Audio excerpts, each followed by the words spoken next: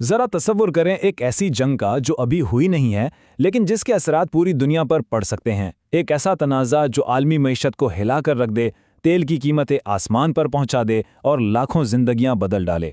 आज हम एक ऐसे ही मुमकिना मंजरनामे का तज्जिया कर रहे हैं, 2026 की ईरान जंग। हाँ, ये एक फ़र्ज़ी तनाज़ा है जो मुस्तक़बिल करीब में हो सकता है, लेकिन इसकी जड़ें बिल्कुल हकीकी तारीख़ और आज की कशीदगी में पैवस्त हैं। तो आइए इसकी गहराई में चलते हैं।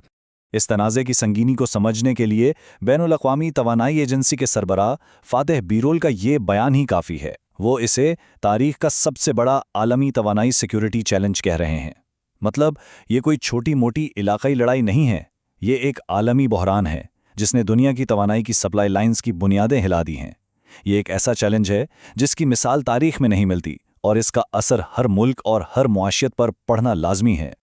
और देखें, इस बहरान का सबसे पहला और सबसे ठोस असर पड़ा तेल की कीमतों पर। जंग शुरू होते ही ब्रेंट खाम तेल की कीमतें जैसे आसमान से बातें करने लगी। जंग से पहले जो तेल तकरीबन $70 फी बैरल था, वो मार्च 2026 में $126 की नाकाबिले यकीन सतह पर पहुंच गया। इसका मतलब सिर्फ ये नहीं कि पेट्रोल महंगा हो गया, नहीं, इसका मतलब है हर चीज महंगी हो गई। महंगाई का एक तूफान आ गया और इसका असर हर शख्स के बजट पर बराह रास्त पड़ा। तो सवाल ये पैदा होता है कि एक ऐसी दुनिया जो पहले ही इतने मसाइल से गुजर रही है, आखिर इस तबाहकुन जंग के धाने पर आ कैसे खड़ी हुई? इस फौली बहरान को समझने के लिए हमें थोड़ा पीछे जाना होगा, तारीख के औराक पलटने होंगे और उन वाक़यात को देखना होगा जिन्होंने इस तसादुम की बुनियाद रखी। देखिए, इस तनाज़े की जड़ें कई दहाइयाँ पुरानी हैं। कहानी शुरू होती है 1953 में, जब अमेरिका और बरतानिया की हिमायत से एक बगावत ने ईरान के जमहूरी तौर पर मुंतखब वज़ीर आज़म को हटा दिया, जिससे ईरानी अवाम में मगरिब के खिलाफ एक गहरी नाटस्टी पैदा हुई। फिर आया 1979 का इस्लामी इंकलाब, जिसने शाह की हुकूमत का तख्ता उलटकर एक ऐसी हुकूमत कायम की जो अमेरिका और इसराइल की खुलम खुला मुखालिफ थी। हालिया बरसों में कशीदगी और बढ़ी, खास तौर पर जून 2025 की 12 रोज़ा जंग के बाद, जिसमें ईरान और इसराइल ने एक दूसरे पर हमले किए। लेकिन असल चिंगारी भड़की जनवरी 2026 में, जब ईरान में हुकूमत मुखालिफ मुजाहरों पर शदीद क्रैकडाउन हुआ, जिसने अमेरिका को फौजी मुदाखलत का जवाब फराहम किया। और आखिरकार 28 फरवरी 2026 को जंग शुरू हो गई। और जब ये जंग शुरू हुई तो ये कोई पुराने ज़माने की रिवायती जंग नहीं थी, नहीं, ये एक जदीद कसीरुल जहदी तनाज़ा था जिसने देखते ही देखते पूरे खित्ते को अपनी लपेट में ले लिया। आइए देखते हैं कि ये जंग कैसे फैली और इसकी नौयत क्या थी। जंग की फौरी वजह क्या बनी? वो थे ईरान के अंदर होने वाले मुजाहरे जो बढ़ती हुई महंगाई और सियासी पाबंदियों के खिलाफ थे। जब हुकूमत ने इन मुजाहरों पर बेरहमाना क्रैकडाउन किया तो उसने अमरीकी सदर डोनाल्ड ट्रंप को फौजी कार्रवाई की धमकी देने का मौका फराहम कर दिया। और फिर खित्ते में अमरीकी अफवाज का एक बहुत बड़ा इज्तिमा शुरू हुआ, इतना बड़ा कि 2003 की इराक जंग के बाद से ऐसा नहीं देखा गया था। और ये तस्वीर सब कुछ बता रही है। तैयारा बरदार बहरी जहाज, लड़ाका तैयारे और हजारों फौजी। ये सिर्फ एक धमकी नहीं थी, ये एक वाज़ेह पैगाम था कि अमेरिका ताकत के इस्तेमाल से बिल्कुल भी गरेज नहीं करेगा। ये जंग की मुकम्मल तैयारी थी। अच्छा, तो अमेरिका की ज़बरदस्त फौजी ताकत के जवाब में ईरान ने क्या किया? उन्होंने एक बहुत होशियार हिकमत अमली अपनाई, जिसे कहते हैं गैर मुतनासिब जंग, यानी एसिमेट्रिक वॉरफेयर। इसका मतलब क्या है? सीधे लफ्ज़ों में, बजाय इसके कि वो मैदान में अमरीकी फ़ौज का आमने सामने मुकाबला करें, ईरान ने अपने मजबूत पहलुओं पर तवज्जो दी, जैसे कि बैलिस्टिक मिसाइलों से अमरीकी आड़ों को निशाना बनाना, जदीद ड्रोन से खलीजी ममालिक के तेल के इंफ्रास्ट्रक्चर पर हमला करना, और सबसे अहम, आबनाए हुर्मुज़ जैसे अहम समंदरी रास्तों पर कंट्रोल हासिल करके आलमी तिजारत को मफलूज करना। और ईरान का जवाब वो बहुत तेज़ और बहुत शदीद था।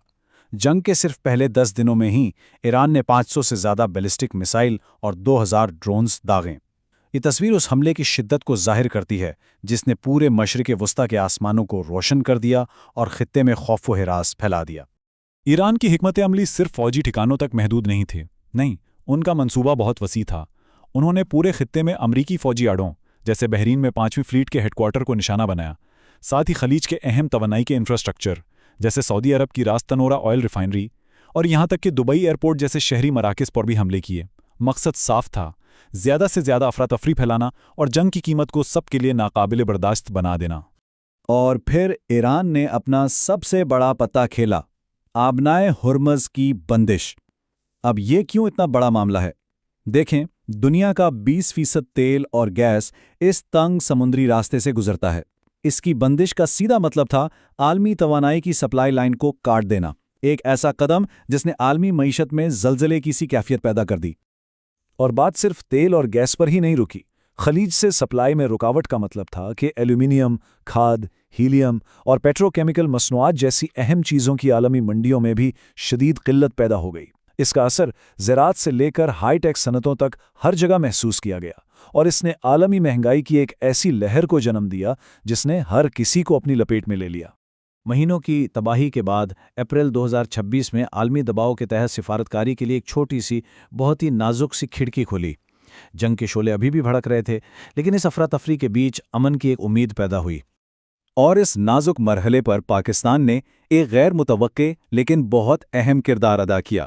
ایران کے ساتھ اپنے پرانے تعلقات اور امریکہ کے ساتھ اپنے اسٹریٹجک اتحاد کی وجہ سے پاکستان ایک منفرد پوزیشن میں تھا کہ وہ دونوں فریقوں کے درمیان پل کا کام کر سکے، اور انہوں نے کیا بھی۔